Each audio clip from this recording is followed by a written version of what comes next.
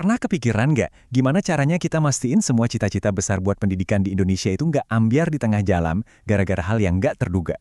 Nah, hari ini kita bakal bahas sebuah kerangka kerja baru yang tugasnya persis kayak gitu. Jadi semacam guardian, penjaga masa depan pendidikan kita dari ketidakpastian. Setiap tujuan besar sebuah bangsa yang disimbolkan sama Garuda Pancasila ini, itu pasti bakal ketemu rintangan. Ini bukan lagi soal kalau ada masalah, tapi pasti ada, tinggal nunggu kapan. Nah, pertanyaannya jadi, gimana kita siap-siap ngadepin semua itu secara sistematis? Bukan cuma sekedar, ya udah berharap yang terbaik aja. Ini dia pertanyaan kuncinya.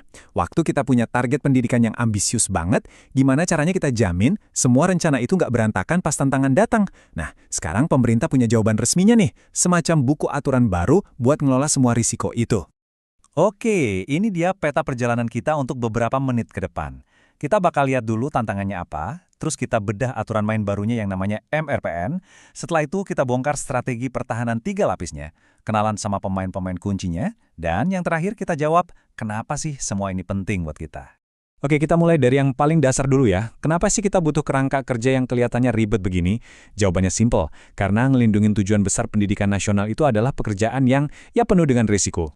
Coba dibayangin, pembangunan nasional itu kayak perjalanan super panjang, yang jalannya banyak lubang, cuacanya nggak nentu. Selama ini, mungkin kita terlalu sering jadi pemadam kebakaran, baru gerak pas apinya udah gede. Nah, kerangka kerja ini tuh mengubah cara main secara fundamental. Dari yang reaktif, jadi proaktif. Tujuannya lihat ke depan antisipasi badainya sebelum datang.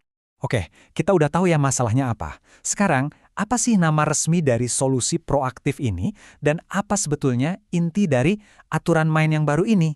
Namanya emang agak formal ya, MRPN, Manajemen Resiko Pembangunan Nasional, tapi tenang aja, jangan pusing sama istilahnya. Sederhananya gini, MRPN itu adalah sebuah sistem yang terkoordinasi buat jawab semua skenario gimana kalau yang bisa bikin target pendidikan kita gagal. Intinya satu, antisipasi, jangan nunggu kejadian dulu. Nah, ini bagian yang menarik banget.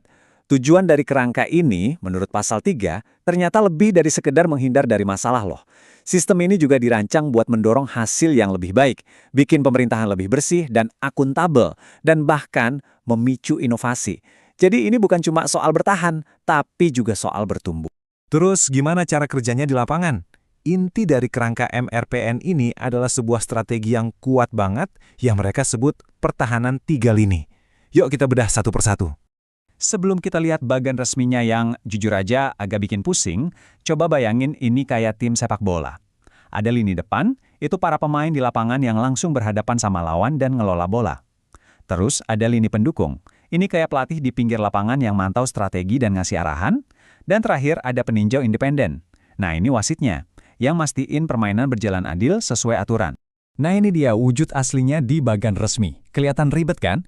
Tapi tenang, kan tadi kita udah punya analoginya. Jadi lini pertama, para pemain di lapangan itu adalah para pimpinan unit kerja. Lini kedua, sang pelatih, itu adalah unit MRPN kementerian. Dan lini ketiga, wasitnya, adalah Inspektorat Jenderal. Simpel kan? Intinya sih biar gampang, pembagian tugasnya itu jelas banget. Lini 1 itu yang main di lapangan, ngurusin resiko di unit mereka masing-masing. Lini 2 itu yang mastiin semua tim di lapangan main dengan strategi yang sama dan kompak. Terus lini 3 tugasnya jadi wasit, ngecek apakah permainannya udah bener dan aturannya diikutin. Oke, strukturnya udah kebayang ya. Sekarang kita kenalan lebih dekat yuk sama para pemain di dalam tim ini. Siapa aja mereka dan apa persisnya kerjaan mereka sehari-hari. Pertama, ada yang namanya pemilik resiko. Anggap aja mereka ini kapten tim atau para jenderalnya, mulai dari Pak Menteri sampai kepala unit di daerah. Merekalah yang punya tanggung jawab paling akhir dan punya kuasa buat mutusin tindakan apa yang harus diambil terkait resiko di wilayah kekuasaannya. Nah, kalau tadi ada kapten, selanjutnya ada pengelola risiko. Ini dia manajer operasional timnya.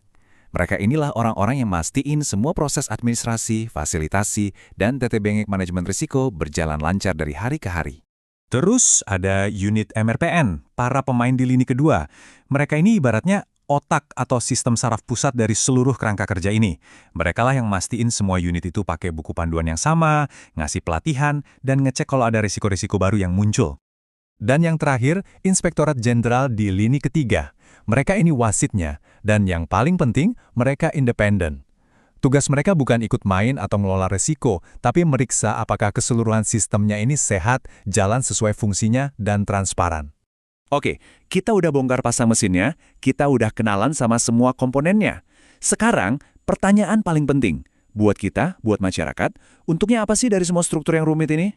Prinsip-prinsip inti dari kerangka ini yang ada di pasal 4, itu kayak janji dari sistem ini. Bahwa ini bukan sekedar aturan kaku, tapi sebuah komitmen untuk jadi sistem yang nyambung sama semua perencanaan, mau dengerin semua level, bisa beradaptasi, dan yang paling penting, mau terus belajar biar jadi lebih baik.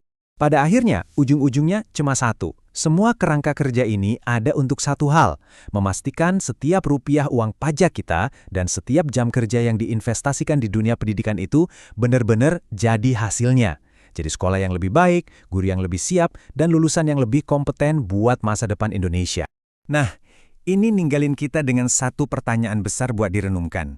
Kalau model pengelolaan resiko ini terbukti berhasil di pendidikan, mungkin nggak sih ini bisa jadi cetak biru yang sama untuk diterapin di sektor-sektor lain, untuk ngamanin seluruh agenda pembangunan nasional kita? Menarik untuk dipikirkan ya.